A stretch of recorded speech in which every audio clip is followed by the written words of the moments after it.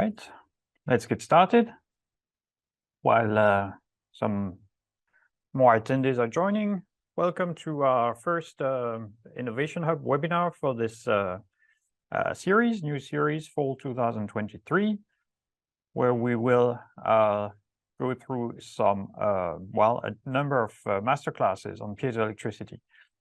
And we've invited experts from within CTS and from academia for these events. So we hope to see you, and I hope to, I hope you will get something interesting from these webinars.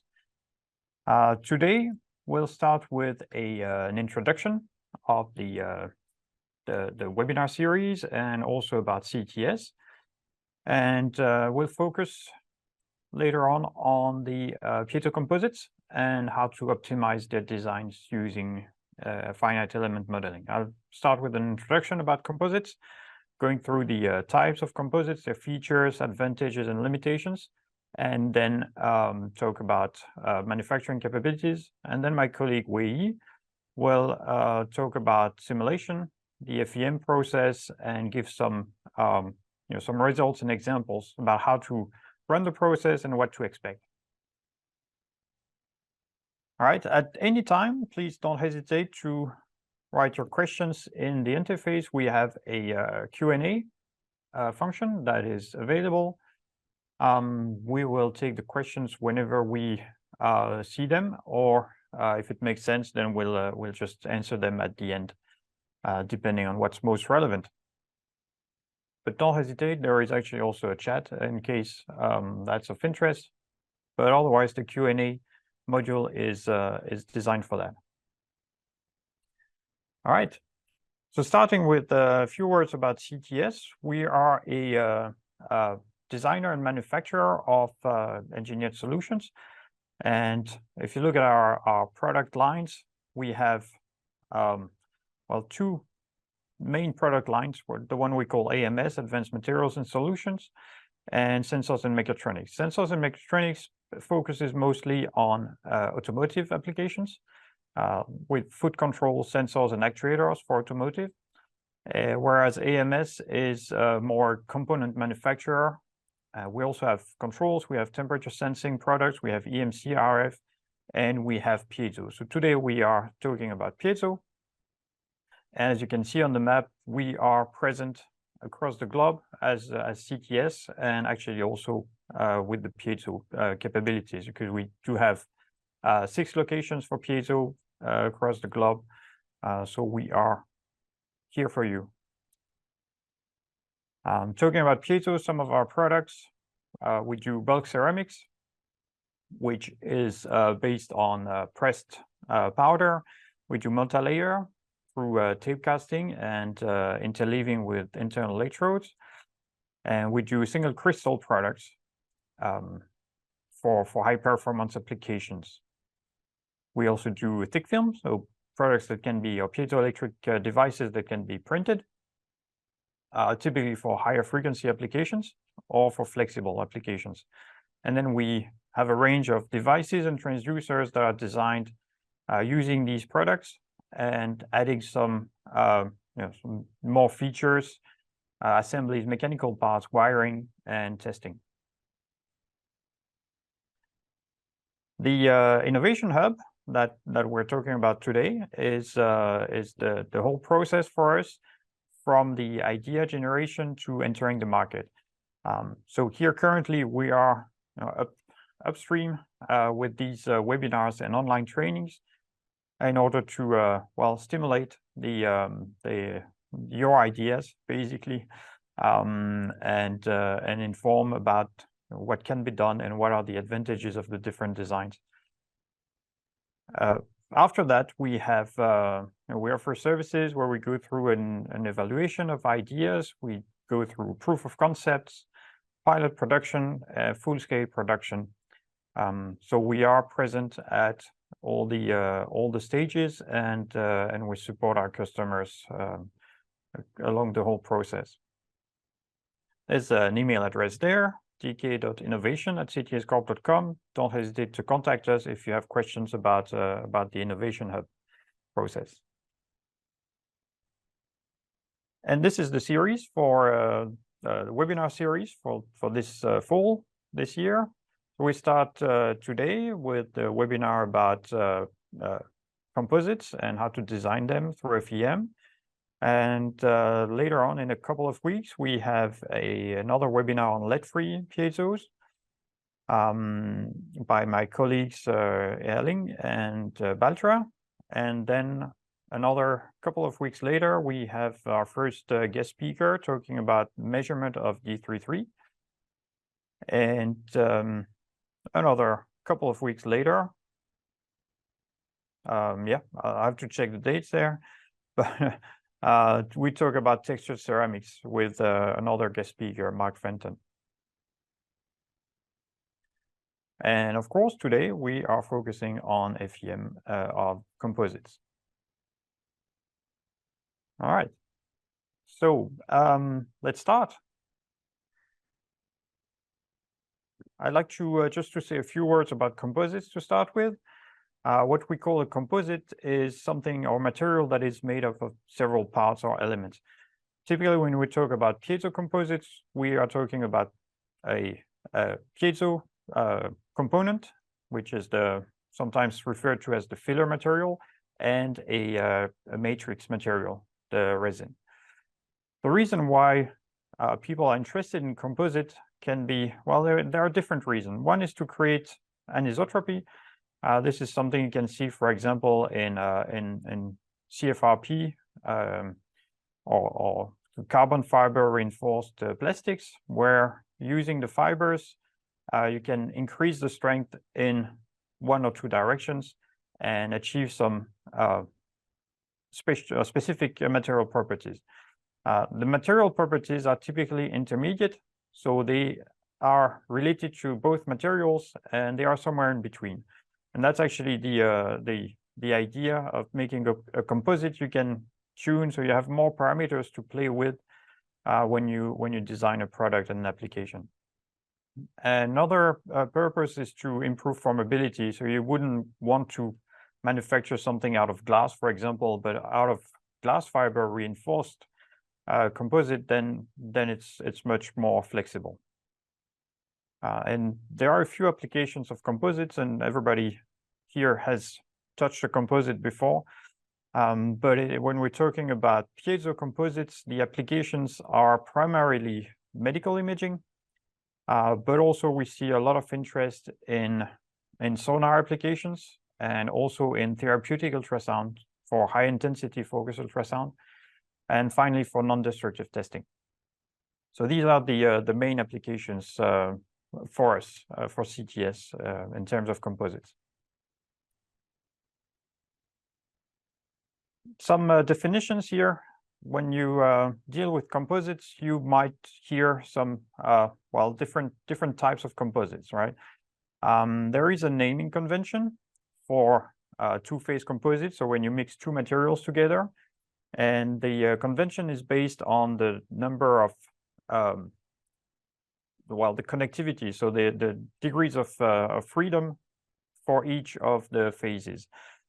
And each one is expressed as a digit, so it can be 1 or 0, 1, 2, and 3, whether it's connected in, well, no direction, 1 or 2 or 3 directions. Some of the popular ones are the 1, 3.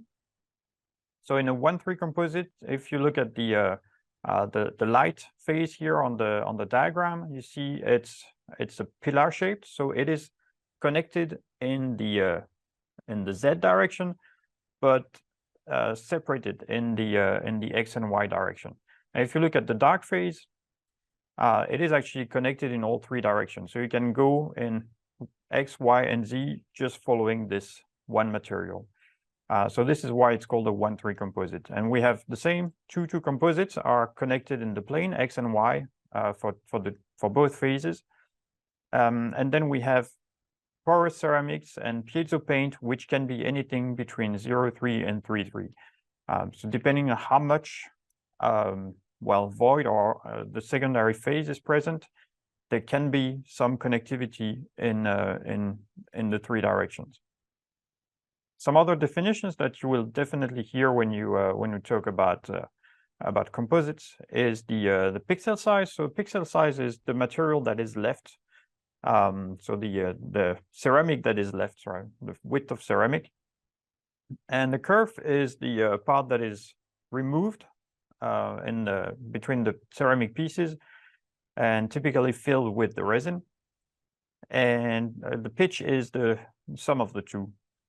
Another parameter you will definitely use is the volume fraction. It's the ratio of the ceramic volume to the total volume. And you can see anything in terms of volume fraction, anything from even down to like 20% up to the 70% range. So there's a few parameters to deal with when designing a composite. Now, some of the features of composites and advantages, if you consider a solid ceramic plate, and look at the different modes, you will see that the first vibration mode that is coupled with the piezo effect will be along the largest dimension, so length, width, or planar, and that will be a relatively low frequency mode. If you want to use that plate in a thickness mode, then while you have to go past all these radial and length width modes, and you end up with a coupling coefficient which is called KT, as by definition. Whereas if you look at a 1-3 composite, each piece of ceramic is somewhat disconnected from the others. So the transmission of the wave in the X and Y direction is highly damped. If we push that to the extreme, the pillars are almost free. And in that case, if you have a linear structure like that is freely vibrating, then you have a coupling coefficient K33. And if you look at the data sheet here, you can see that for just a material that I picked here, there is a big difference in terms of coupling factor between KT and K33. So in the end, the composite plate will have a much higher coupling factor. And at the same time, we decouple the length, width, or planar modes. Another feature that is interesting for composites is the acoustic impedance. So as I mentioned that when you manufacture a composite, you end up with properties that are somewhere in between the two materials that you're using. In our case, we have a PZT ceramic that has a high acoustic impedance, and a resin that has a relatively low acoustic impedance. So acoustic impedance dictates the way a wave is transmitted between medium. And if you have a big difference in acoustic impedance, then most of the wave is going to be reflected at the interface. And if there is a small difference, then most of the wave is going to be transmitted. So we have this equation here that expresses the intensity of the reflected wave compared to the incident wave. So if there's a big difference, then the wave gets reflected. And you have to consider also that if you're doing medical imaging, you're interested in soft tissue that has a low acoustic impedance, around between 1 and 2 megaradians. And that is, I would say, a relatively poor matching to the PZT ceramic. So it will be difficult to send acoustic waves from the PZT to the tissue. And of course, there's different ways of doing that. You may have interface layers that help the transmission.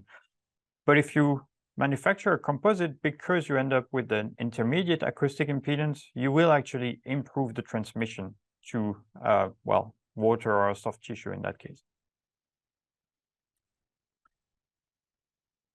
Now, if we are talking about porous materials, porous ceramics, we have here some examples or some study on the different parameters or different properties of the materials. When I said you get a combination of or something that is intermediate between the two materials, it is intermediate, but it's not necessarily linear. And this is the case here with the porous material. It turns out that if you add porosity, so here we have graphs that go from 0 to 30% porosity, then you will affect the different parameters differently. So if we look at D33 here in green on the right-hand side, the top right graph, we can see that there is a small decrease in D33 as you increase the porosity, but it's only like 11%. And compared to that, the acoustic impedance here on the left side has a drop of 40%.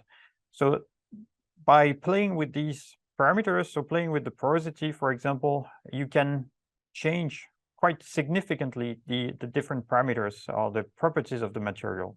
And this is very interesting. So to summarize the advantages and limitations, we have here with the composites a higher coupling coefficient. We can suppress lateral modes. We have a lower acoustic impedance, which means we can transfer energy better. So impedance matching between the piezo and low acoustic impedance material. We also reduce the quality factor because we mix the piezo material with the low quality factor material. So we reduce the overall QM, which increases the bandwidth of the material. At the same time, we also decrease the surface area, so we have a lower capacitance, and we improve the flexibility of the material. So this is how you make, for example, these curved transducers. This is by using a composite and just forming it to the right shape. On the other hand, not everybody wants to use composites. I would say the main limitation is the higher cost. There is more work involved in making a composite. We have also, yield issues. There's more processing, basically. So it does drive the cost up. And there are some other concerns that may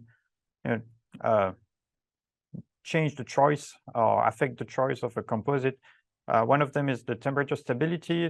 The piezo ceramic is relatively stable with temperature, but the resin can have some more significant variation across temperature. And there are, of course, also manufacturing limitations. And I'm actually going to talk about that in the next slide when we talk about manufacturing.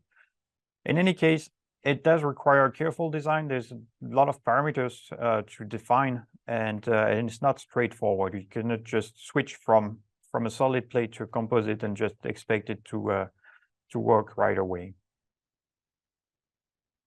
All right, so in terms of manufacturing, we use a lot the Dyson fill method. So in the Dyson fill method, we start from a bulk ceramic material, and then we dice in two directions. So this is obviously for a 1-3 composite, which is again I would say the most popular one.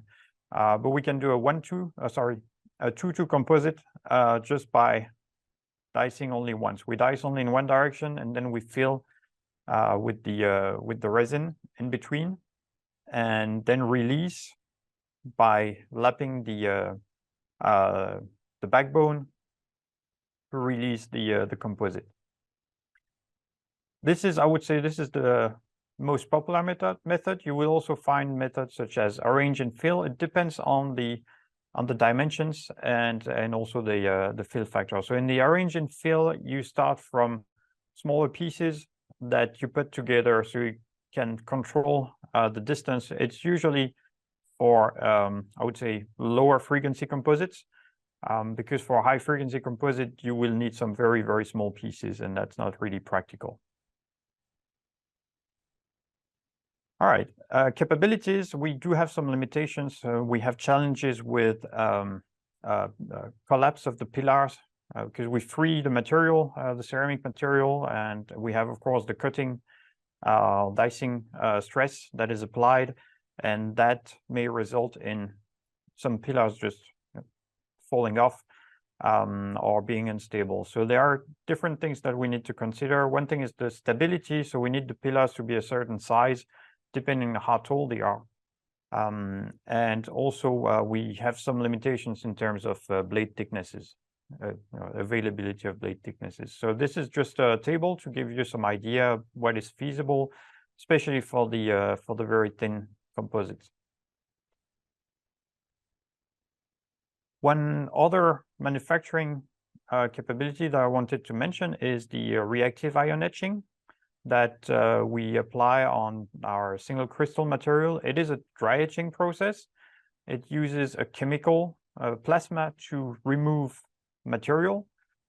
And we use that for high frequency composites. So when we have a very, very small and fine structure, and this is used for high frequency for intravascular ultrasound typically.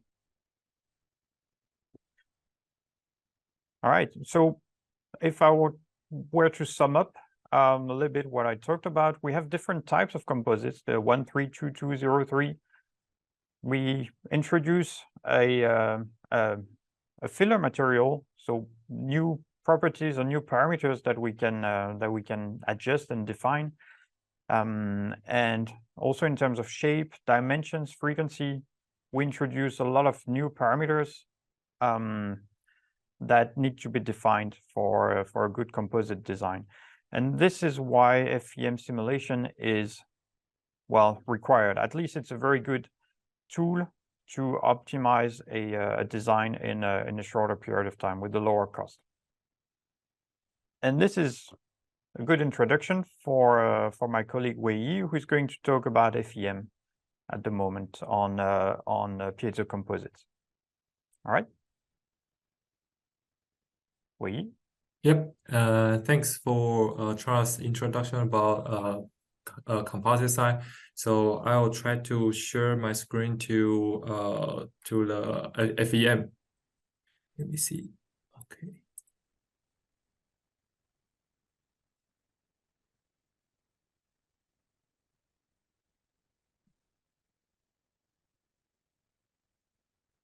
Yep. Yep. Can you see the screen? Yes, you're on. Yep. So today I'm going to present the composite material simulation, and the software is based on Unscale. And Unscale, they do have some free kind of 10 core hours to use. So if everybody kind of interested on that software, everybody can download and try to use it. So today I'm going to give a simple tutorial for that software as well. So here is today's outline. First of all, I think Charles already gave a really detailed introduction about the composite. So here I will just briefly speak it. And second topic will be the tutorial software on Unscale. And the third topic will be the PZT composite. The number 4 will be the single crystal composite simulation, and I will give a brief summary of today's composite simulation. And here is the reason why we want to use composite, because we want to use simulation before we run in the fabrication process, because it can save some time, some money, and some material as well. And the bottom one is 2-2 composite, it looked like, and the right bottom is 1-3 composite, and I will try to use 1-3 composite to get a brief introduction about the simulation. And for the composite simulation, what we need is some material property. First of all is the piezoelectric material property. Here we use PZT, for example, and the other material is epoxy. So there are some key elements we need to know from the material. First of all, it's electric stiffness and piezoelectric constants and clamp dielectric constants and density of the of material. And last one will be the electrical mechanical coupling constants in here. So the epoxy, we will need the elastic stiffness and density. So based on this one, we can do some calculation. And where can we get this property? In CTS website, we do have a material property, and then we can get the PZT material and also single crystal material property in here as well. And based on this kind of property, we can do a theoretical calculation. based on different kind of density, clamp constants, and elastic stiffness and piezoelectric constants. This kind of fundamental property, based on different volume fraction, we can get different performance of our composite. And the most important three key element is electrical, mechanical coupling constants, and longitudinal velocity, and acoustic impedance. And in Charles' introduction, he also mentioned acoustic impedance is also important. That's right, because we need to as close to if we make a transducer for body tissue, we need to as lower as possible, too close to body tissue kind of impedance, then we can get a better image quality. And at the same time, we want the longitudinal velocity and KT or K33 need to be higher to get better bandwidth. So this is kind of trade-off. One is going low, one is going high. So so for the volume fraction, in our composite, it should be around like 30 to 70%, around this range, can get the best result. So based on that, I will talk about the software tutorial, and there's like 12 steps, and I will go through it, but I won't go really detailed, but it will be really simple if you just take a look. First of all, we will try to create a new project, and the most important things is you need to mention what kind of analysis you are going to do. So here we are trying to do the 1-3 composite, that kind of vibration simulation. So we want to select the mechanical dynamic in here, and also that kind of unit, we select a millimeter.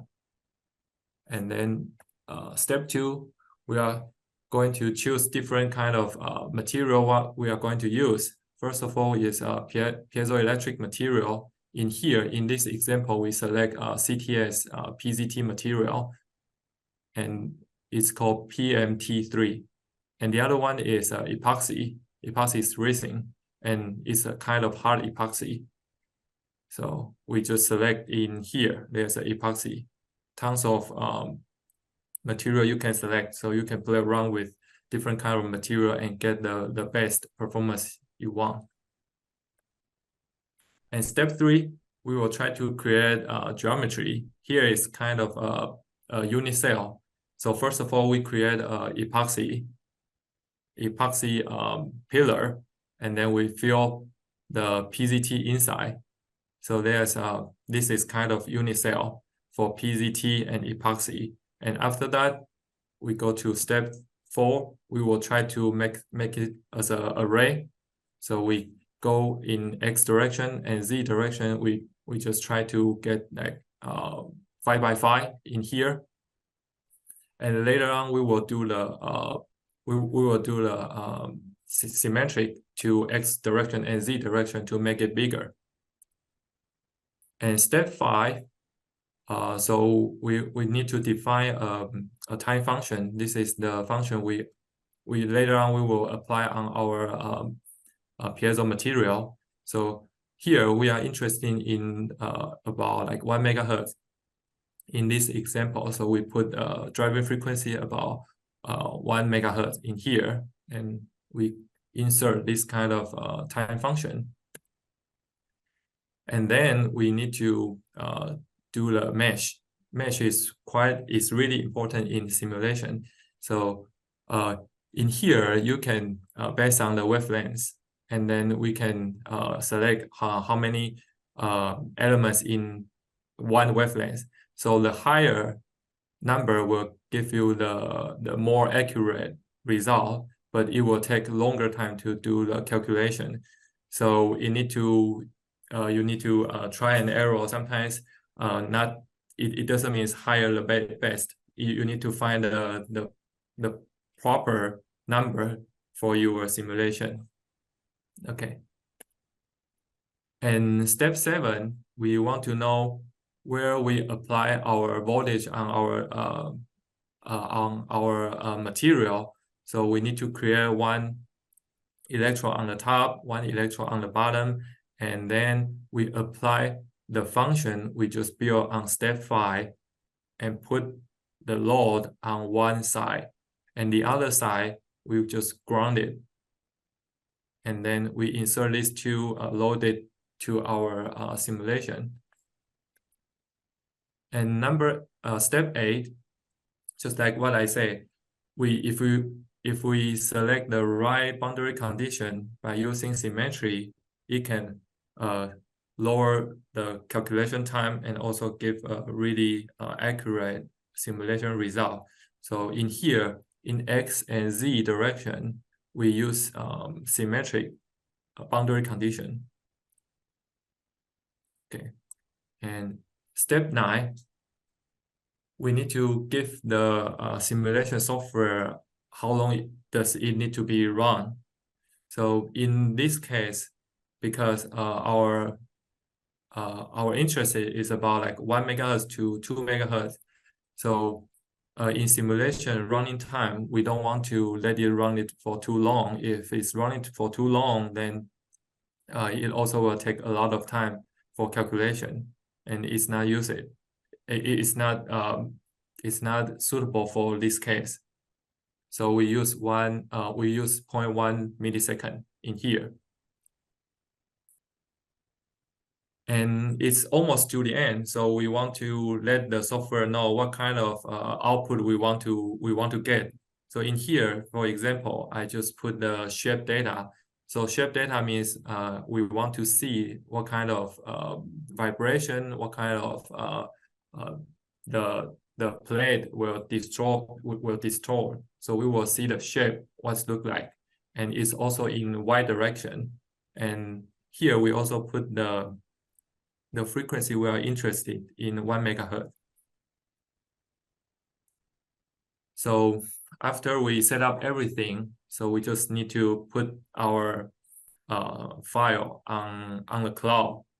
So in Unscale software, we need to upload the raw material, and then they will do a calculation on cloud, and it will take like 3 minutes for this calculation.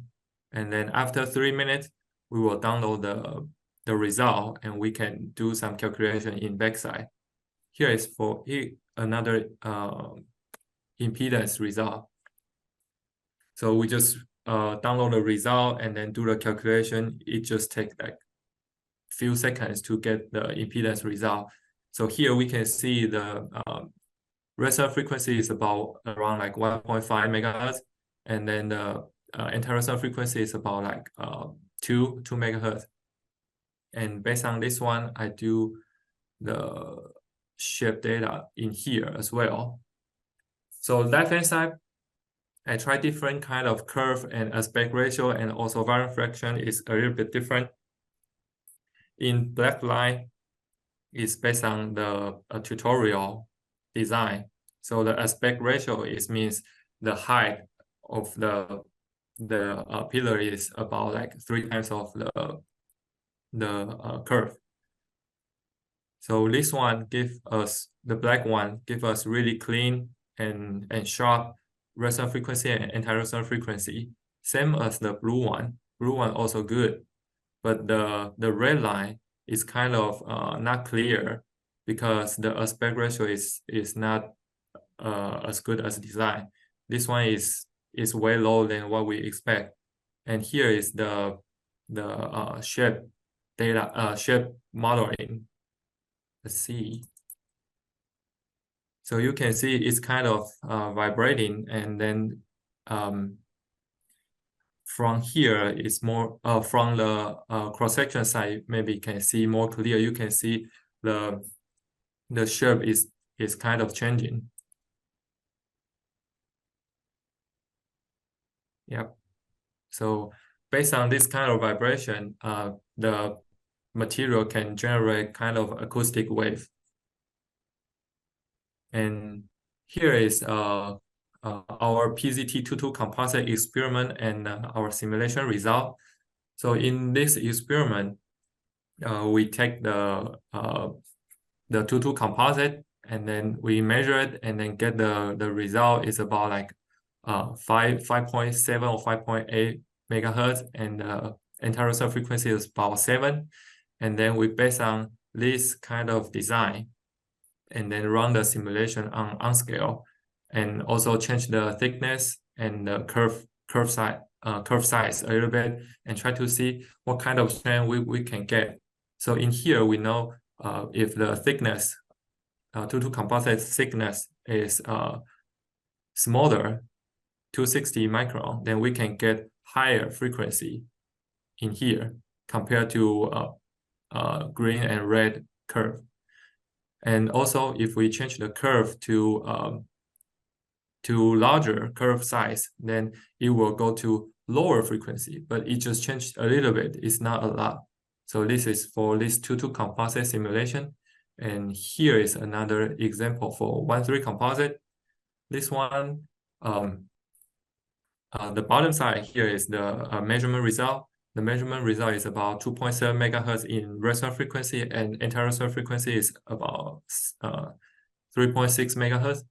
And we take this one as into upscale and run the simulation and change the curve size to see what's going on with the simulation, and figure out the simulation is quite similar to what we get in experiment.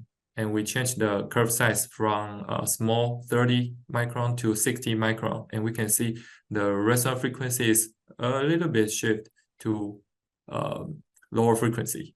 And this is what we get in last page. That's PowerPoint, yeah.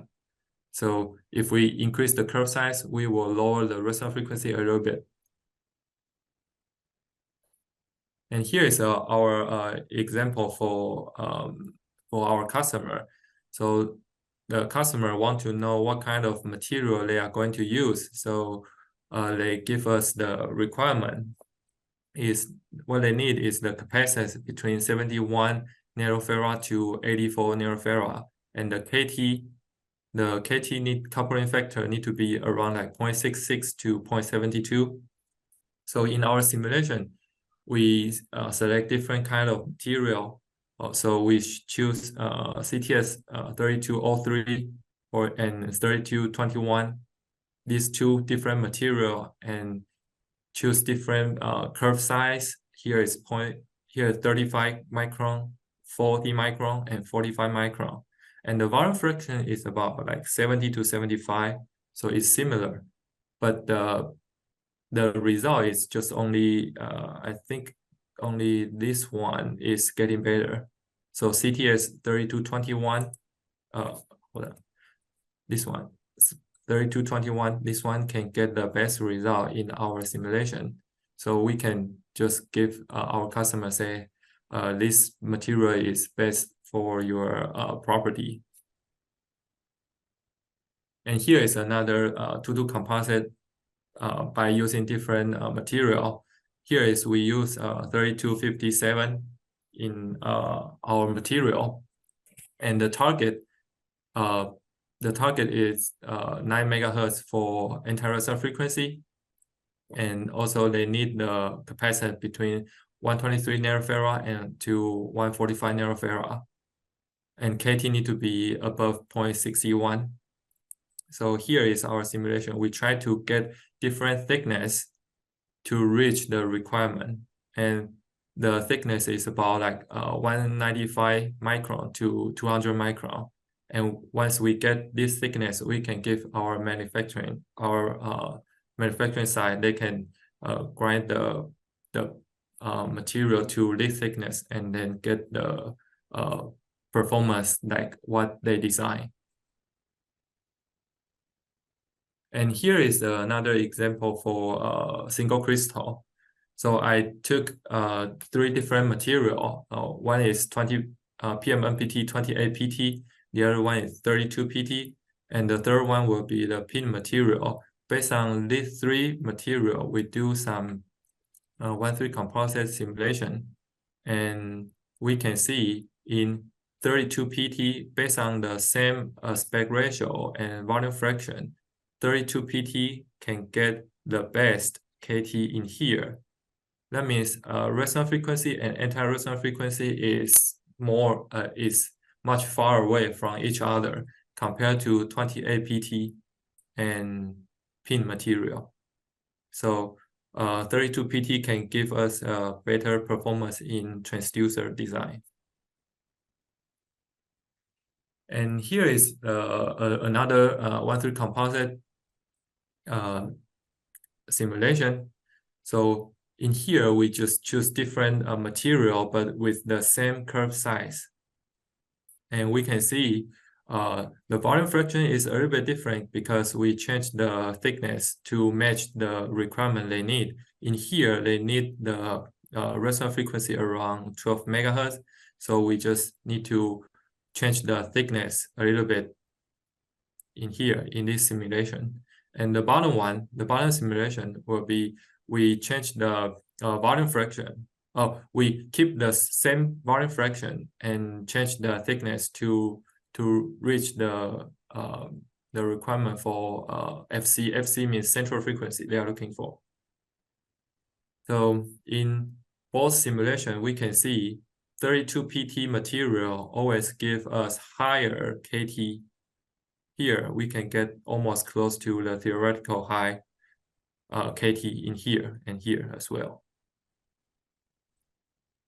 And the last one will be the high frequency composite simulation. In here, I took the some parameters like curve size about 4 micron and the pitch size is about 16 micron.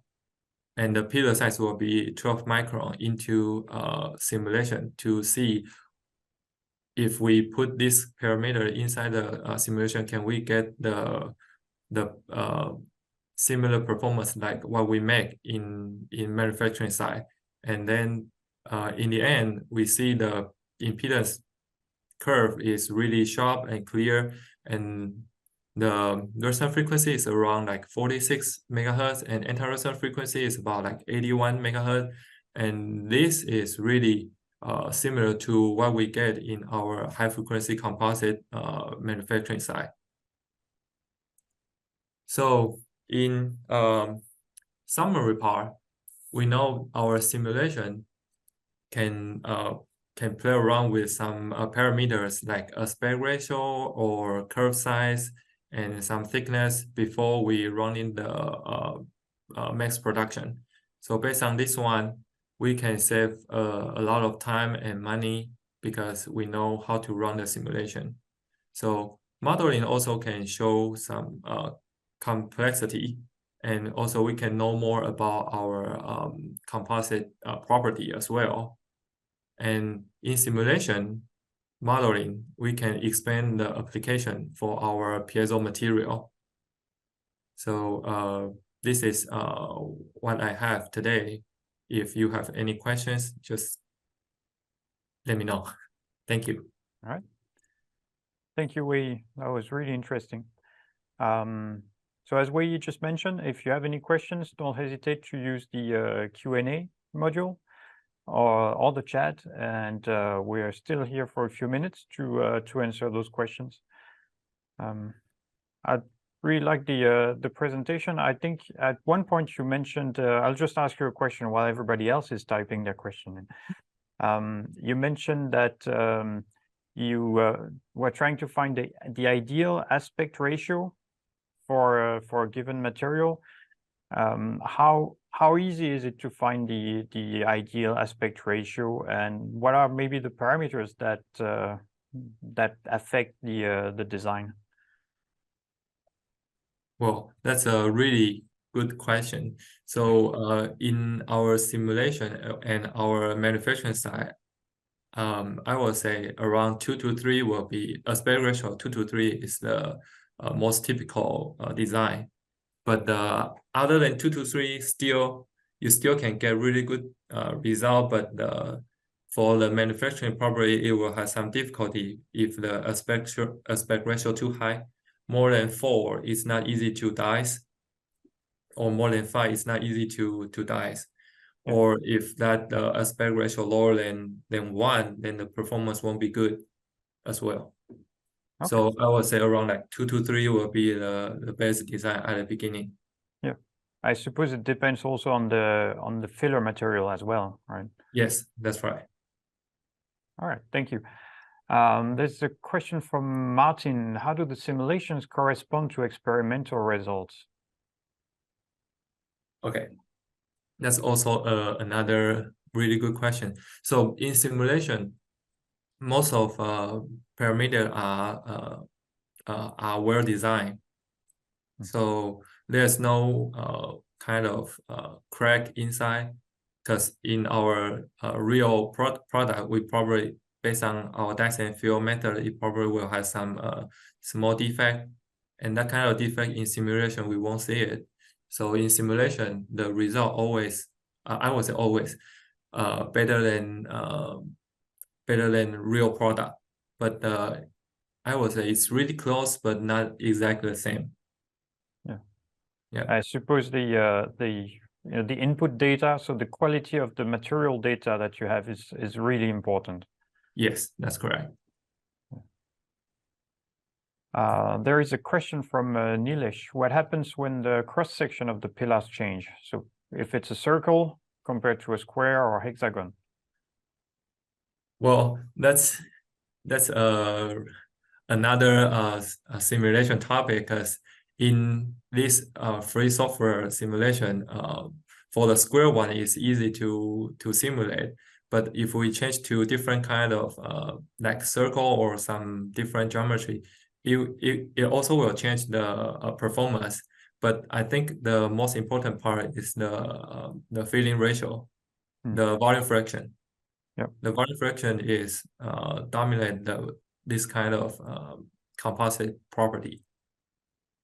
Yeah, so even its pillar is kind of circle pillar or square pillar or hexagonal pillar, I think it should be close, but it's not the same.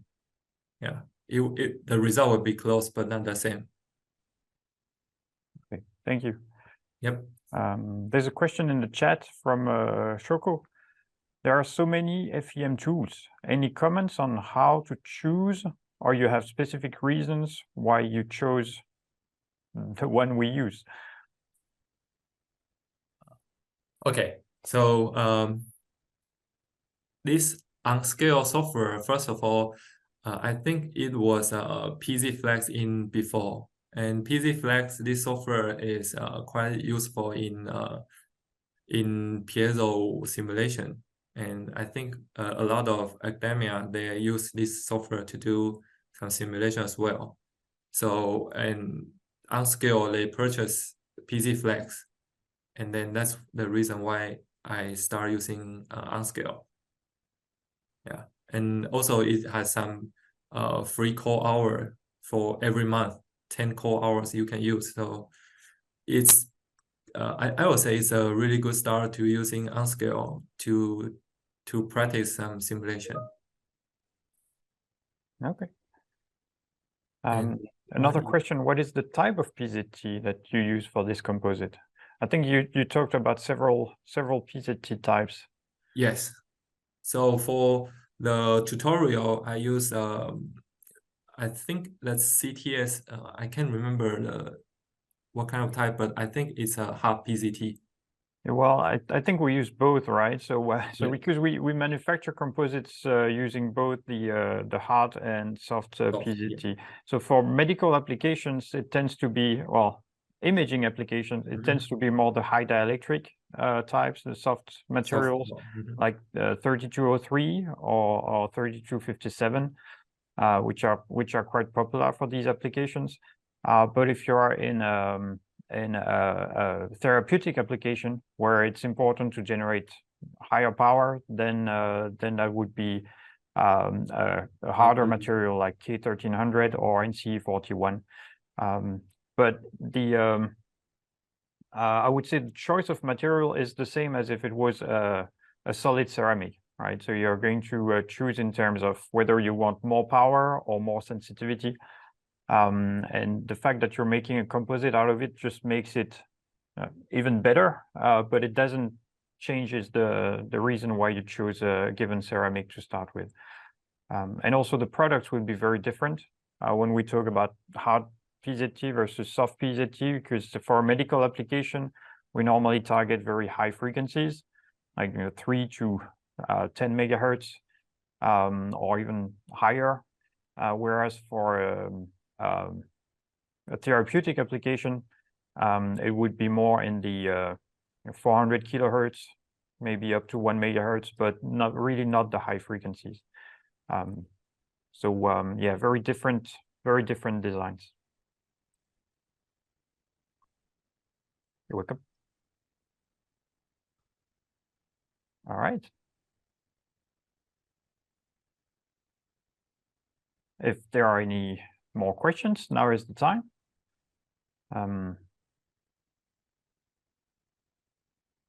I'll just give you like 1 minute. I'll just share the screen for a second. That screen, yes. While we are looking for, waiting for questions. If not, I'll just make a short announcement. I corrected the date, so here you have the schedule for our next webinars. The next one in a couple of weeks, lead-free piezo ceramics, and then later on D33 measurement, and finally textured piezo with an analysis on the processing methods and the properties. All right, I think we are all set. I don't see any more questions. Again, if you have any, if you're any interest or further question or interest in our technology or the Innovation Hub, don't hesitate to contact us. There was the address, gk.innovation@ctscorp.com, or just visit the website CTS Corp and use the contact form. Right. I hope this was a good webinar for everybody in the attendance, and I wish you a good rest of your day and hope to see you in another future event. Thank you. All right, thank you.